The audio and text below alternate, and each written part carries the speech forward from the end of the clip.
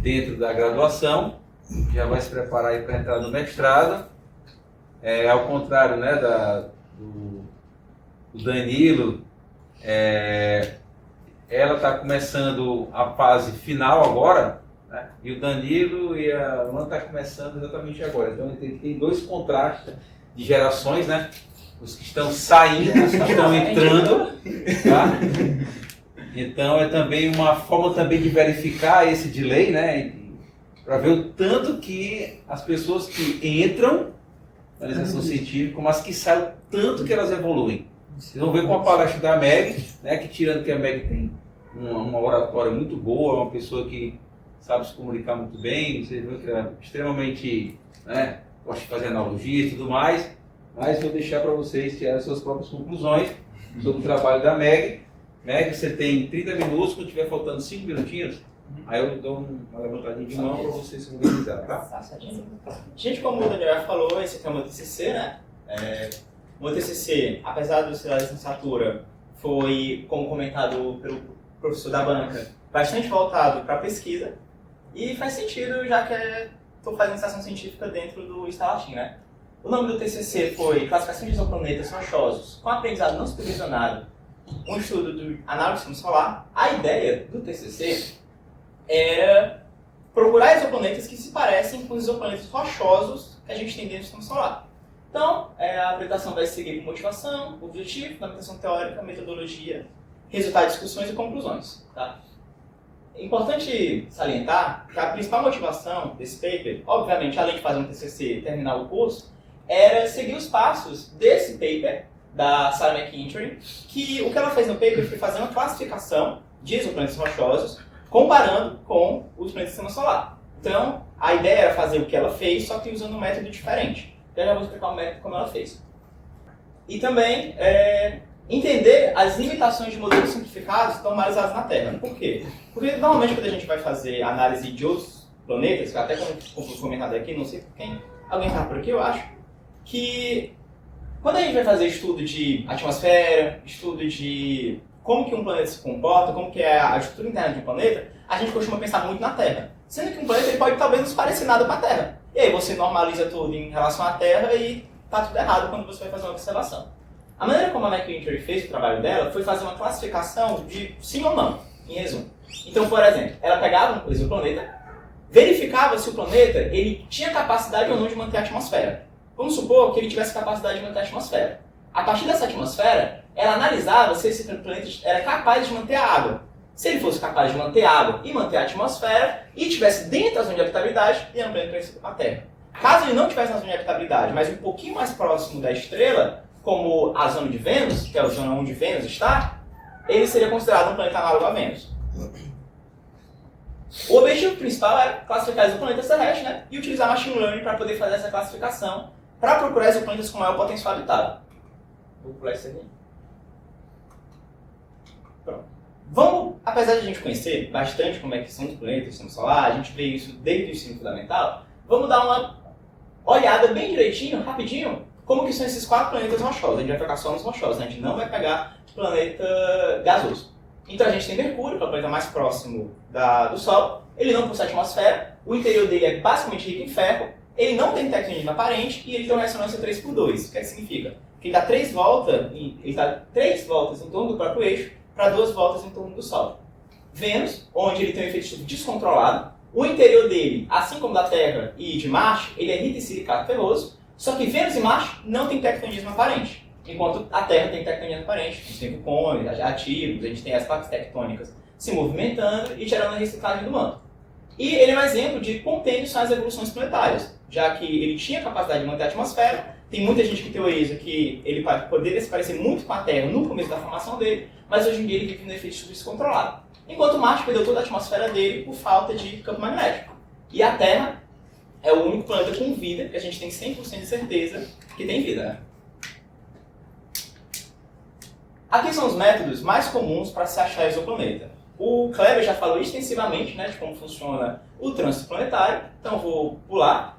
E o outro segundo método é o método de velocidade radial. que ele utiliza um efeito Doppler, com o movimento da estrela, para caso a estrela não esteja se movendo em torno do próprio eixo, né, ou seja, ela está girando em torno de um centro de massa do sistema e ela não é o próprio centro de massa do sistema, existe uma probabilidade de ter outro corpo lá com ela. Pode ser, como o Brício falou, uma estrela binária, mas também pode ser um exoplaneta. Aqui a gente tem um gráfico de exoplanetas descobertos ao longo dos anos, por diferentes métodos. A gente pode ver que o método de trânsito é o método que mais achou exoplaneta, enquanto que o segundo lugar é o método de velocidade radial, aquele lá. A partir disso, a partir de entendendo como que esses exoplanetas são detectados, urge a necessidade de a gente fazer uma caracterização desses exoplanetas. Como foi dito há um pouco mais cedo, como é que a gente sabe, por exemplo, que o exoplaneta está dentro da zona habitável, como que são as características dele, como que ele é capaz de manter a atmosfera, e etc, etc, etc. Então, a fundamentação teórica foi para poder entender como calcular esse tipo de característica exoplanetária. A primeira coisa que a gente calculou foi se o planeta ele estava dentro da zona habitável, ou se ele não estivesse na zona habitável, onde que ele estaria? Se ele estaria mais para lá da zona habitável, ou mais para cá. Essa região aqui da frente, que é um pouco mais para cá da zona habitável, a gente classificou, assim como o PP da Sarah McIntyre, como a zona de Vênus, que seria uma zona que, caso o planeta ele tivesse atmosfera, ele estaria no efeito estufa descontrolado. E, mais ainda para cá, ele perderia toda a atmosfera dele. Aqui é a zona habitável, né? Só que dentro da zona habitável tem um paper, acho que de 2022, 2023, acho que 2022, que ele teoriza uma zona habitável ultravioleta, que é essa região aqui. O que seria uma zona habitável ultravioleta? Seria uma zona ao redor da estrela em que o planeta ele teria radiação ultravioleta suficiente para poder gerar vida por abiogênese. Existem certos compostos orgânicos que eles só são possíveis ser gerados com quantidade específica de energia. Se ele tiver pouca energia, mesmo o planeta ele tendo ótimas condições para habitabilidade, ele talvez não pudesse gerar vida por abiogênese. Não poderia surgir vida do nada. Ele poderia receber vida por panspermia ou outras coisas, né? Mas ele não teria. E mais acima, muito provavelmente ele perderia toda a atmosfera dele com um alto índice de radiação ultravioleta. Além disso, a gente também calculou o escape atmosférico. Dois, mais especificamente. Um escape atmosférico não térmico e um térmico. O não térmico foi através de um conceito bem conhecido chamado Cosmic Shoreline.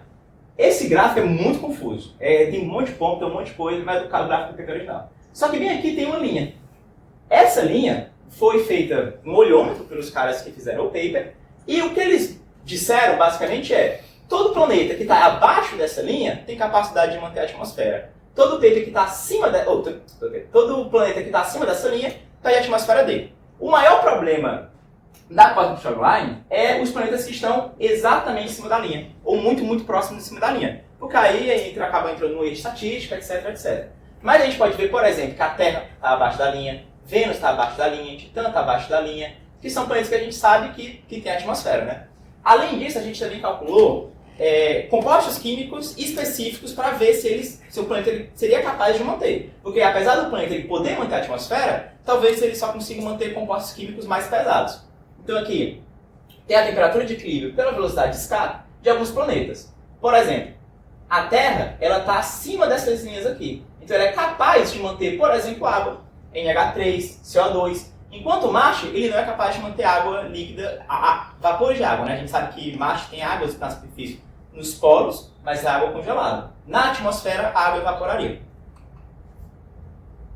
Além disso, a gente calculou, diferente de muitos papers que tem por aí, efeitos de maré. Por quê? Porque é bem complicado de calcular esses efeitos de maré, e também tem poucos os estudos sobre efeito de maré são muito mais recentes. Então, os papers estão saindo agora e estão começando a calcular esse tipo de coisa. O primeiro efeito de maré que a gente calculou foi o efeito de aquecimento por maré. O Brice falou de um efeito de maré, não estou nem vendo ele saiu. O Brice calculou de efeito de maré, que foi o efeito de Tidal-Lock. E também esse efeito de maré, que é o aquecimento por maré. Como que funciona o aquecimento por maré?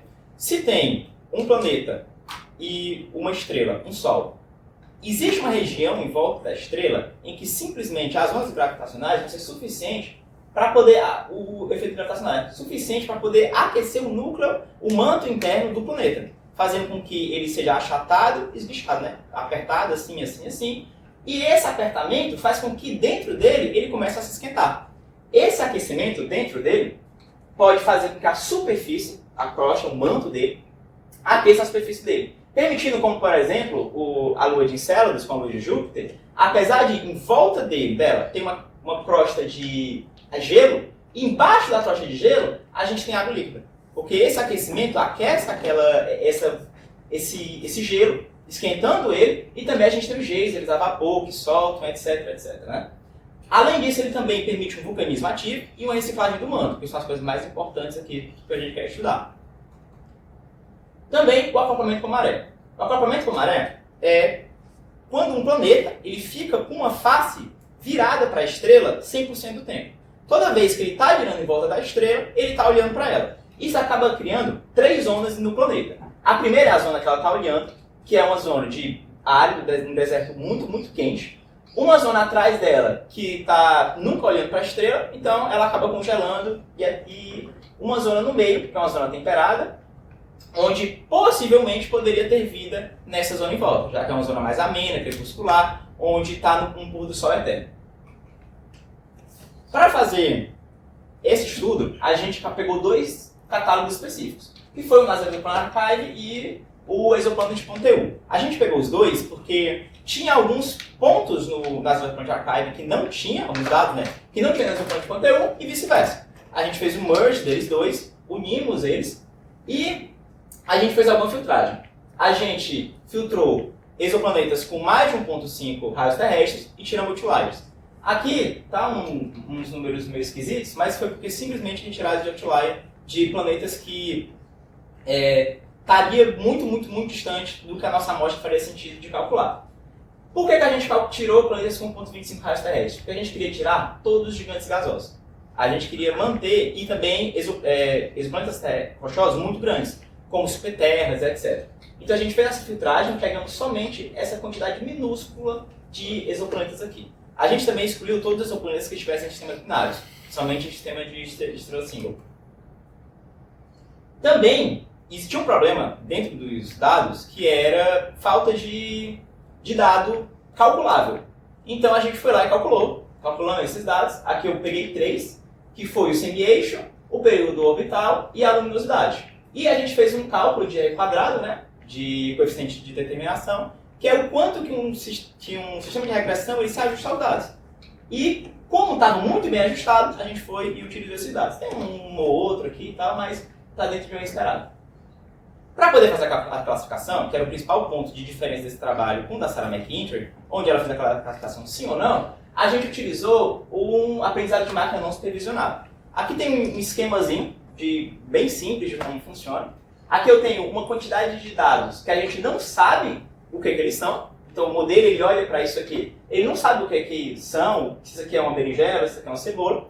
E a partir dele interpretando quão parecido a berinjela é com os outros, ele vai poder olhar, por exemplo, o formato, olhar as cores, etc, etc. Ele vai fazer uma divisão. Não necessariamente essa divisão é exata. Então, por exemplo, aqui ele botou um pimentão, 2 pimentões verdes com um pimentão vermelho. Se minha mãe disse isso, ela não ia deixar. Mas o problema se entra dentro desse tipo de classificação, porque aquele é uma classificação muito simples. Eu tenho legumes que eu sei exatamente como eles são. Mas se eu tiver um conjunto de dados que eu não sei como eles são, por exemplo, esse conjunto de dados aqui, eu poderia separar eles no olhômetro, por exemplo, com um conjunto aqui e um conjunto aqui. Então eu tenho dois grupos, né? Mas eu também poderia botar como 3 grupos. Eu poderia botar como 4 grupos. Eu não sei como que esses dados são. Não faço ideia. Para poder fazer esse tipo de agrupamento, a gente utilizou o agrupamento hierárquico aglomerativo. Por quê? Existem vários tipos de agrupamentos, existem várias maneiras de você fazer, como o caminhos, o camoide, etc, etc, etc. Mas esse aqui é muito bom para fazer classificações embutidas. Classificações embutidas são quando o meu conjunto de dados, eu não sei como eles parecem, eu não sei como eles são. Eu não tenho como tirar esses dados por fora e eu mesmo fazer essa classificação. E outro ponto muito interessante dele é que ele fornece grupos taxonômicos, como esse grupo taxonômico aqui, que eu vou já chegar lá. Ele é um do tipo bottom-up. O que isso significa? Que ele pega o conjunto de dados, joga todos os exoplanetas e ele vai olhando um por um. E aí, no começo, cada exoplaneta é um próprio grupo. E ele vai juntando um exoplaneta que é muito parecido com o outro para poder formar um grupinho. E ele vai formando grupinhos, até formar grupos maiores e, no final, eu só tenho um único grupo que engloba todos os planetas. E para um problema de dados mistos, que é o quê? Quando a gente calculou zona habitável, se o planeta era capaz de manter uma atmosfera ou não, esses dados eles são dados binários. Ou seja, ele é 1 ou 0. O planeta era habitável? Sim. O planeta é capaz de manter a atmosfera? Sim. Ele é capaz de manter a água? Sim ou não. Então, a gente usou a distância de Gauss, que é uma medida estatística, para poder fazer essa dissimilaridade entre dados corridos, como, por exemplo, a temperatura da estrela, a metalicidade da estrela, o tamanho do planeta, com esses dados binários. Aqui tem um exemplo esquemático que eu fiz para poder explicar o agrupamento hierárquico aglomerativo. Vamos pegar todo o objeto do sistema solar, todos. E desse objeto do sistema solar, eu quero achar simplesmente os planetas habitáveis. Então, a primeira classificação que eu vou fazer é separar tudo que é planeta e o que não é. Então, eu pego uma parte, jogo para o outro lado, tudo que é planeta, e o que é planeta fica de um lado. Do que é planeta, eu vou separar entre rochoso e joviano. Eu pego os planetas rochosos de um lado e os jovianos do outro. E dos rochosos, eu vou pegar apenas os habitáveis. Aí aqui eu poderia entrar em dois, né? Eu poderia botar habitável só a Terra, ou eu poderia botar habitável a Terra e Marte. Aí teria que falar com o Elon Musk e ver os próximos 50 anos para ver se é ou não é. Para validar esse modelo, que é o grande problema, né? Que foi o problema apresentado. Que foi o problema mostrado aqui. Se isso aqui é, por exemplo, 2 ou 3 ou 4 grupos, a gente vai utilizar 4 métricas diferentes para poder ver se faz sentido ou não eu separar em quantos grupos. O primeiro que a gente utiliza é o elbow, o cotovelo, que é o mais utilizado quando você está trabalhando com agrupamentos junto com a silhueta. O método elbow, quanto menor o valor dele, melhor a coesão, mais faz sentido aquela quantidade de grupos. O método da Weisbaum, que também quanto menor, maior a coesão. O método da silhueta, que também é muito utilizado, que quando o valor é igual a 1, ele tem uma melhor coesão e uma maior separação entre os grupos. E o Kalins-Harabins, que quanto maior o valor, melhor a coesão. Apesar do elbow e da silhueta serem os mais utilizados, hoje em dia eles são bastante criticados dentro do pessoal que trabalha com clusterização. Então o da Weisbaum e o Kalins-Harabins é o que é o maior foco para esse nosso estudo. Então, a gente calculou todos aqueles parâmetros, todas aquelas variáveis, e a gente chegou nessa matriz de correlação de Pearson aqui. Só qual é o problema? Tem muita coisa, né? Muito dado, muita informação, e tem muita correlação altíssima ou baixíssima. Esses, em amarelão aqui, tem uma alta correlação. Isso não é legal para o modelo, porque o modelo não sabe o que é esses dados, para ele não significa nada. Então a gente tem que fazer a filtragem, tem que retirar, fazer esse corte. A gente fez um corte de mais 85 e menos 85. Além do mais, a gente também priorizou manter aqueles que tinham um maior sentido físico, que mais fazia sentido e que eu conseguiria analisar por eu mesmo, sem a necessidade de um computador me dizendo, né? Então, ficou, no fim, essa amostra aqui. Metalicidade, temperatura da estrela, insolação, densidade, se ele tem atmosfera ou não, zona habitável, etc, etc. E aí a gente calculou as métricas para esse conjunto de dados, finais, depois da filtragem, depois da cálculo da caracterização e depois da filtragem, de eu fazer aquele corte. E aqui eu plotei a silhueta, o cotovelo, Kalins-Harabins e o da Weisbaum. A silhueta é esse em azul. Então, pela silhueta, o global dela, a queda global dela seria no 5. Então, por ela só, 5 seria o número ideal. O cotovelo, na primeira queda, é o que dizem ser o ideal, né? Então, a primeira queda aqui foi em 4. Então, para ele, seria o ideal. Só que também tem outra queda muito grande aqui no 6 e no 7, o que também poderia ser um número bom. Só que pela silhueta, o 6 e o 7 é muito alto.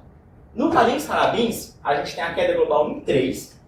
Depois, a gente tem outra queda local aqui em 5.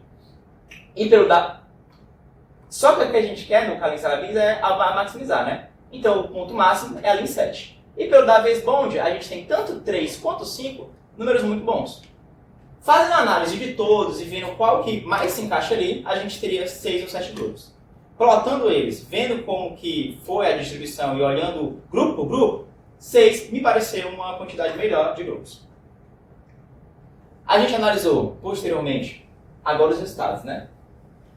Como que cada grupo teria, dentro dos binários, por exemplo, a capacidade de ter atmosfera, zona habitável, zona de Vênus, etc, etc. Então aqui, vamos analisar grupo por grupo, né? O grupo 0, a gente tem que todos estão acoplados com marés, ou seja, olhando diretamente para a estrela sem fazer nenhuma modificação, nenhum está na atmosfera e nenhum está na zona habitável. Muito parecido é o grupo 2, que também não está na atmosfera, não está na zona habitável, ele está acoplado com maré, só que a diferença entre o grupo 0 e 2 é que todos estão aquecidos por maré, enquanto no grupo 0 ninguém está sendo aquecido por maré. No grupo 1, quase todos estão acoplados com maré, quase todos estão na zona de Vênus e todos estão na atmosfera. Então há uma grande possibilidade deles serem planetas muito parecidos com Vênus, né?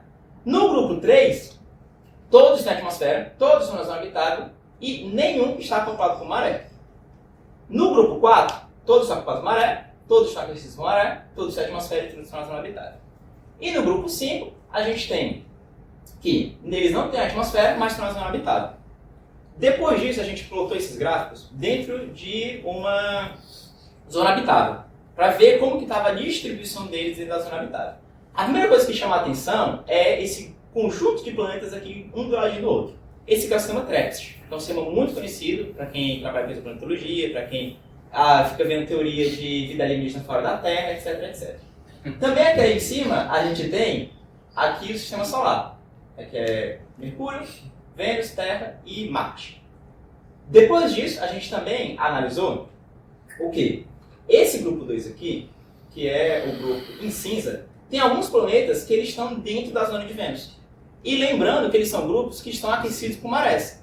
E o aquecimento por maré permite que os planetas eles tenham um vulcanismo ativo e tenham uma reciclagem do manto. Por causa disso, a gente plotou esses grupos dentro da Cosmic Shoreline. A Cosmic Shoreline ela vai me mostrar como que esses grupos eles estão distribuídos próximos dela, porque eu queria ver se aquele grupo 2 teria a capacidade de manter um sistema da atmosfera. E aí o grupo 2 está em cinza aqui, e eu vejo que tem alguns planetas que estão muito próximos da Cosmic Shoreline. E isso me deu uma ideia que eu vou mostrar já já. Aqui são os 6 grupos, depois dessa análise, como que eu classifiquei eles. Que é a parte mais importante do trabalho, né? O grupo 0 seria o Mercúrio, o 1 o Vênus, os 2 Mercúrios que foram aquecidos por maré, o grupo 3 Terra, o grupo 4 caiu só o sistema TREPPIST, dentro daqueles que estão dentro da zona habitável, e o grupo 5 caiu Marte isolado. Então, a gente voltando aqui para a zona habitável, a gente tem Marte sozinho ali, ó, que aí é o grupo 5. Então, depois disso, eu fui pesquisar a fotinha dos exoplanetas para poder mostrar aqui para vocês e fazer uma análise um pouco melhor sobre os grupos, os planetas específicos potencialmente habitáveis. E aí eu descobri que tinha um site, que é o Portal Base da Altosfera, vendendo lotes em Kepler 16496, que foi um exoplaneta que eu vi que era muito potencialmente habitável. Aí o que foi que eu fiz? Eu liguei para eles e pedi para uma taxa para nós, né? Com juros melhores, etc. E eles deram para a gente, tá? Então quem quiser, posteriormente, a gente passeia até 60 vezes. Só que eles queriam, eles não queriam entrada e tal, só que eles queriam que a gente se mudasse logo para lá. Aí eu falei que não dava, não tinha condição de a gente se mudar agora, ia demorar muito. Então eu tentei convencer eles a dar um melhor pra gente, né? Uma taxa melhor para nós. E eles foram lá e deram. Então a gente tem 100 vezes, sem juros, tá? A entrada é para quem quiser, mas tem que se mudar para lá amanhã, tá bom? Quem quiser pode me chamar em inbox depois. E aí agora eu vou vender o lote para vocês, tá? Ó, o planeta Kepler 1649 é aquele planetinho ali, ó, muito parecido com a Terra, em tamanho, o Sol deles também é muito parecido com o nosso, mas, analisando a literatura mais recente, a gente tem que eles têm atmosfera, têm oceanos, mas eles perderam a atmosfera primordial deles. E, no nosso trabalho, a gente calculou que eles, na verdade, têm atmosfera, até hoje, né? Eles têm oceanos, porém eles estão acoplados com marés, e eles também têm a atmosfera primordial deles, que eles não perderam de acordo com o nosso trabalho. Só que eles não estão dentro da zona habitável ultravioleta. É por isso que ele não é verdinho igual o nosso. Porque, de acordo com a teoria da zona habitável ultravioleta, ele não teria capacidade de ter uma vida por abiogênese. Então a gente teria que ir para lá mesmo para poder colonizar. Depois dele tem o TOI 700E, que é esse aqui, ó, tá? Esse aqui é o sistema TOI. O TOI 700E é um planeta muito parecido com a Terra em tamanho. Ele é um planeta muito recente na literatura, então não tem nenhum estudo específico dele. Do nosso estudo, a gente calculou que ele tem atmosfera, ele tem oceanos, ele está acoplado com maré e ele manteve a atmosfera primordial dele. Entretanto, ele também é um planeta que não está na zona habitável ultravioleta, ou seja, ele não teria capacidade de gerar vida para a biogênese. Depois disso, a gente tem o sistema TRAPPIST, que é um sistema muito conhecido, muito estudado, né? Então, aqui tem uma comparação dos planetas do sistema TRAPPIST com a luminosidade da Terra, em comparação, né? A gente tem aqui que o planeta D e F, eles recebem uma luminosidade muito parecida. Enquanto o G e o H, eles já estão muito distantes da nossa luminosidade. Aqui tem um esquemático. Por quê? Porque esse planeta, o sistema TRAPPIST, ele está em volta de uma estrela do tipo M. E como o Brice tinha comentado, né, mais cedo, quando alguém perguntou, os planetas que estão em volta de uma estrela do tipo M, eles são muito mais próximos. Muito mais próximos. Aqui, em comparação com o nosso Sol, é como se eles estivessem bem aqui no Sol, enquanto olha que está Mercúrio. Muito distante. Isso faz com que todos esses planetas estejam acoplados com maré. Ok? Então, todos eles estão com a face virada para a estrela para sempre. Enquanto o E, o F e o G estão dentro da zona habitável, o H está fora da zona habitável. No nosso estudo, foi que a gente chegou à conclusão. É muito feito estudos desses exoplanetas com base em normalização do sistema solar e em normalização com a Terra especificamente. Então eles pegam esses exoplanetas e comparam a atmosfera como se fosse igual à da Terra, comparam o núcleo dele, o manto dele, o sistema todo convectivo interno como se fosse muito parecido com a Terra.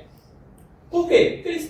Porque eles provavelmente têm atmosfera, muito provavelmente têm oceanos e muito provavelmente têm vulcanismo também, já que todos eles estão sendo aquecidos por marés. Entretanto, nesse trabalho, a gente chegou à conclusão de que eles não são parecidos com a Terra. A gente não pode fazer esse tipo de normalização. Justamente porque eles estão acoplados com marés. E para eles acoplados com marés, como a gente viu mais cedo, eles têm a face virada para a estrela o tempo todo. Então, o sistema convectivo atmosférico ele é muito diferente. Existem sim estudos muito extensivos desses planetas, levando em consideração tanto aquecimento por maré quanto acoplamento por maré. Mas ainda saem estudos analisando eles, normalizando 100% com a Terra. E não dá para fazer isso mais. Além disso, a gente também analisou os dois planetas que caíram junto com a Terra dentro do nosso modelo de agrupamento. O primeiro exoplaneta que caiu foi o Kepler 186f. Também é um planeta muito estudado, porque ele é um dos planetas mais parecidos com a Terra que a gente tem hoje em dia. Aqui tem o sistema dele, em comparação com o sistema solar. Na literatura, dizem que ele está numa ressonância 3:1, favorecida por causa dos oceanos. Se não fosse os oceanos, ele estaria acoplado com maré. Ele tem uma atmosfera e ele manteve o envelope de hidrogênio e hélio primordial dele. O nosso estudo indica que, sim, ele está na ressonância 3:1, mas que ao longo de bilhões de anos, acho que é uns 5 ou 6 bilhões de anos, ele vai ficar totalmente acoplado com maré. Ele tem atmosfera, oceanos, e ele manteve o envelope dele de hélio, mas ele perdeu o envelope de hidrogênio, e infelizmente, pelo nosso estudo, ele não está dentro da zona habitável ultravioleta. Então, apesar dele ser um planeta muito mesmo parecido com a Terra, ele não teria capacidade de gerar vida por abiogênese. Mas talvez por panspermia, né? E por último, a gente tem o COI 4878b. Quando eu fui atrás de fotos, só tinha essa foto de um TikToker que ele falou que esse planeta tinha vida, com certeza, e que a gente deveria ir para lá porque ele é muito melhor de morar do que a Terra, de acordo com ele, né? Infelizmente, ele é um exemplo muito recente. Tanto que a única foto que eu achei dele foi desse TikTok, que esse cara que fez mesmo, acho que é Fênix, alguma coisa do tipo do TikTok. E no nosso trabalho, ele tem atmosfera, ele tem oceanos, e ele está dentro da zona habitável ultravioleta. Tá? Então, ele provavelmente é o planeta mais parecido com a Terra que a gente já encontrou, pelo menos dentro do estudo que eu fiz, né? E pode ser que tenha outro, etc. E eu posso estar errado também. Por fim, a gente tem aquele grupo 2, que é aquele grupo de planetas mercúrios que perderam a atmosfera. Mas, como eles estão aquecidos por marés e dentro da zona de Vênus, existe uma possibilidade deles terem perdido a atmosfera primordial, através de vulcanismo, feito uma segunda atmosfera. Todos eles estão dentro da zona habitável ultravioleta, então eles poderiam ter gerado vida. Isso aqui é especulação pura, tá? Teriam gerado vida, e por estarem na zona de Vênus, eles acarretariam no efeito estufa mais vida por extremófilos, né? Que são uma vida que poderia existir em Vênus. A biologia não proíbe vida em Vênus. Não proíbe. É muito improvável? É, muito improvável. Mas não existe nada físico, químico ou biológico que proíba a existência de vida em planetas parecidos com Vênus. Aí aqui eu trouxe um esqueminha de como que é essa segunda atmosfera. Então aqui ele tem um planeta com core, com a atmosfera primordial, e ele perde toda. A partir da perca, ele reganha a atmosfera por vulcanismo e reciclagem do manto. Outro também que poderia acontecer é que, à medida que ele foi perdendo, o vulcanismo já estava ativo, e foi se somando àquela atmosfera que ele não tinha perdido todo, tá? Comparando o meu trabalho com o da Sarah McIntyre, a gente tem que ela não utilizou efeitos de maré, enquanto eu utilizei. Ela não levou em consideração características estelares diretamente, ela levou indiretamente. Eu considerei diretamente. Ela encontrou 280 Martes. Eu encontrei só um, que é o próprio Marte. Por que isso? Principalmente porque ela considerou que tinha muitos planetas dentro da zona de Vênus, ou dentro da zona ali, Mercúrio, muito próximo de Mercúrio, tá? Que seria o análogo a Marte. Eu, particularmente, não sou muito fã dessa ideia, mas aí é uma coisa mais pessoal minha. E terras, ela encontrou 15, enquanto o meu grupo caiu para 3. Por quê? Porque o sistema TRAPPIST estava aqui junto desse 15, e alguns dos planetas que caíram dentro da zona de Vênus, no paper dela, caíram dentro das terras. Aí aqui é a conclusão, o que eu fiz, né, etc, mas como tentar tudo, vou pular.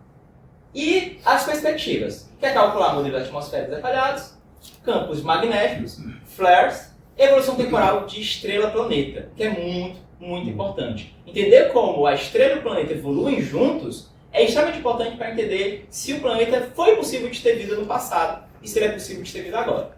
E o grande próximo telescópio que pode nos ajudar a fazer isso é o HWO, posteriormente a Sarah vai falar mais, não vou entrar em detalhes. E acabou com essa notícia incrível aqui do Habitable Worlds Observatory. Alguma dúvida? Perguntas?